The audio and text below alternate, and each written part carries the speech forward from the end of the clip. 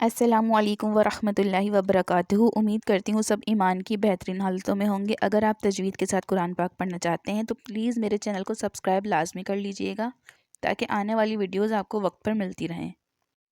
الحمدللہ ہماری تختی نمبر 11 بھی کمپلیٹ ہو چکی ہے۔ اب ہم پڑھیں گے تختی نمبر 12 کے بارے میں، را کے قواعد، کہ را کن حالتوں میں یعنی موٹی اور کن حالتوں میں باریک پڑھی جاتی ہے۔ آج ہم جانیں گے را کی تفخیم کے بارے میں، یعنی کہ را کن حالتوں میں موٹی پڑھی جاتی ہے۔ نمبر 1، را کے اوپر زبر یا پیش ہو یا را مشدد ہو۔ اب مثال کے طور پہ یہاں پر دی ہوئی ہے نا، مثالیں ان کو دیکھیں گے، جیسے رشد۔ اب یہاں پر کیا ہے، را کے اوپر زبر ہے تو را کی آواز کیسے نکل رہی ہے، رشد۔ اب دوسرا دیکھیں، نصرو، نصرو، را کے اوپر کیا ہے، پیش ہے تو یہاں پر را کی آواز کیسے نکل رہی ہے، موٹی ہی نکل رہی ہے، تو رشد اور نصرو۔ را کے اوپر زبر ہو یا پیش ہو تو را کو موٹا ہی پڑھیں گے۔ اب را خواہ مشدد ہو، مشدد کیا ہے، میں نے آپ کو بتایا تھا کہ جس حرف کے اوپر شد ہو، تشدید ہو، وہ مشدد کہلاتا ہے۔ اب یہاں پر دیکھیں، مثال کے طور پہ الرحمن، الرحمن، را کے اوپر کیا ہے، زبر ہے اور شد ہے تو اس کو ہم کیسے پڑھیں گے، الرحمن، نکل رہی آواز موٹی، الرومان، الرومان۔ را کے اوپر زبر ہو یا پیش ہو یا را مشدد ہو تو را موٹی پڑھی جائے گی۔ نمبر 2، را ساکن سے پہلے زبر یا پیش ہو، جیسے مثال کے طور پہ ارسلا، ارسلا، ارسیلا۔ اب یہاں پر دیکھیں را ساکن ہے، پہلی مثال میں دیکھیں گے را ساکن ہے، اس سے پہلے کیا ہے، حمزہ پر زبر ہے تو یہاں پر بھی را کی آواز موٹی نکلے گی۔ اب دوسرے میں دیکھیں، دوسرے مثال میں ارسیلا، تو یہاں پر بھی را کے اوپر کیا ہے، ساکن ہے اور اس سے پہلے پیش ہے، ارسیلا، ارسلا، تو یہ بھی یعنی کہ را ساکن سے پہلے زبر ہو یا پیش ہو تو جس حرف پر جزم ہوتا ہے، سکون ہوتا ہے، اس کو ہم ساکن حرف کہتے ہیں۔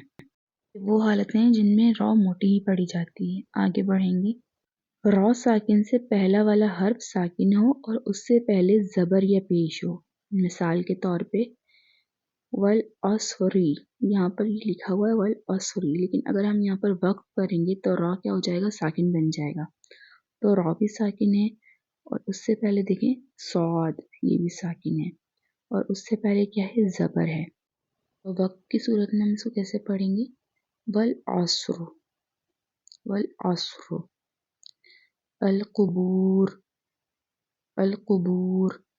اب یہاں پر دیکھیں با پر کیا ہے، پیش ہے، واو ساکن ہے اور را بھی وقت کی حالت میں ساکن ہے، تو کیا قاعدہ ہے، را ساکن سے پہلے والا حرف ساکن ہو اور اس سے پہلے زبر یا پیش ہو، تو یہاں پر آپ کو سمجھ آ گیا ہوگا، والعصر، القبور، تو یہ آواز موٹی ہی نکل رہی ہے۔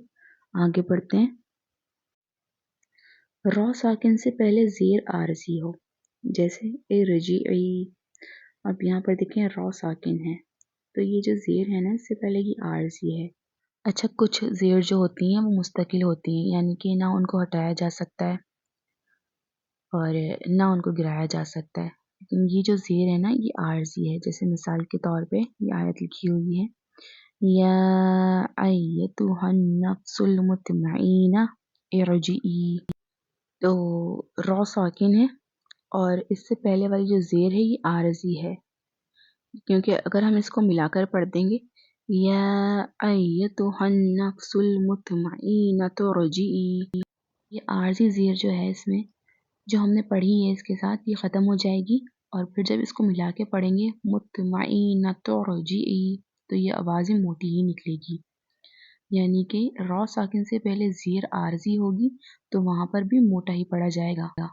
امید کرتی ہوں یہاں تک سمجھ آ گیا ہوگا۔ آگے بڑھتے ہیں، را ساکن سے پہلے زیر ہو اور اس کے بعد حروف مستعلیہ میں سے کوئی حرف اسی کلمے میں ہو، تو حروف مستعلیہ کون سے ہوتے ہیں؟ حروف مستعلیہ بھی میں نے بتائے تھے، وہ حروف تو ہر حال میں ہم نے موٹے پڑھنے ہوتے ہیں، ان کو حروف مستعلیہ کہا جاتا ہے۔ اور حروف مستعلیہ کون کون سے ہیں یہ بھی میں آپ کو بتا چکی ہوں۔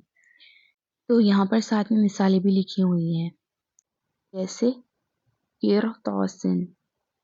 اب یہاں پر دیکھیں را کیا ہے؟ ساکن ہے، اور را سے پہلے کیا ہے؟ زیر ہے، کاف کے نیچے زیر ہے، را ساکن ہے، اور آگے کیا ہے؟ تو ہے۔ تو کیا ہے؟ حروف مستعلیہ میں سے ہے، یعنی کہ موٹا پڑھا جانے والا حرف ہے۔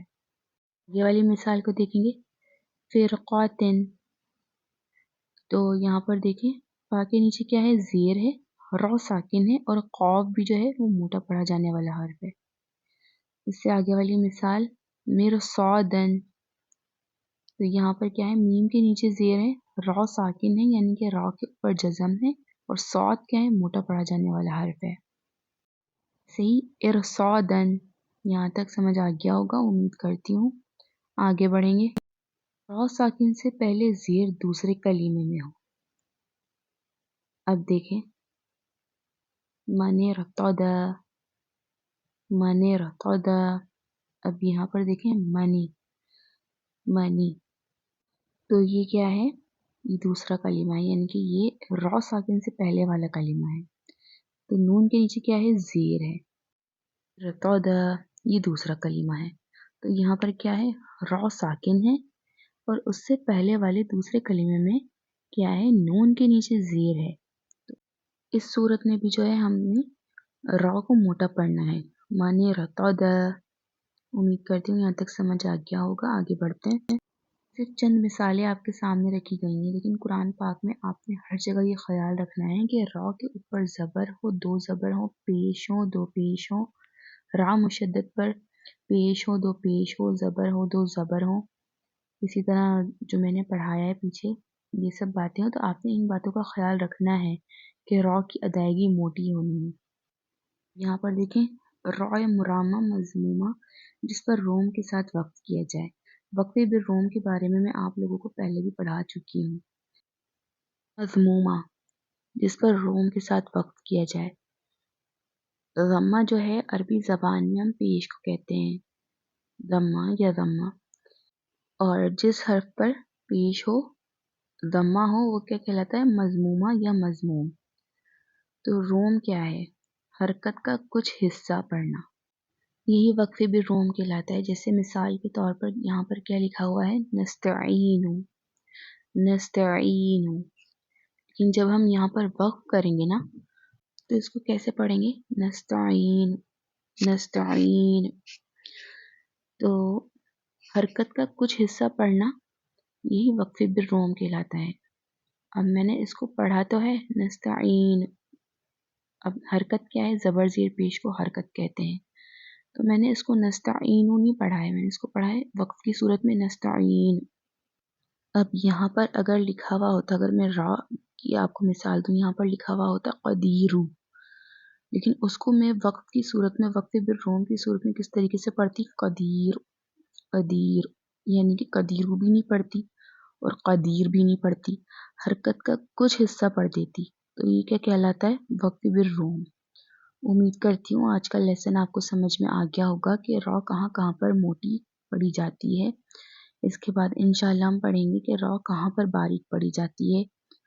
اگر آپ کو میری ویڈیوز پسند آ رہی ہیں تو پلیز میرے چینل کو سبسکرائب لازمی کر دیجیے گا، اور اپنی دعاؤں میں پوری امت مسلمہ کو یاد رکھیں۔ اللہ حافظ۔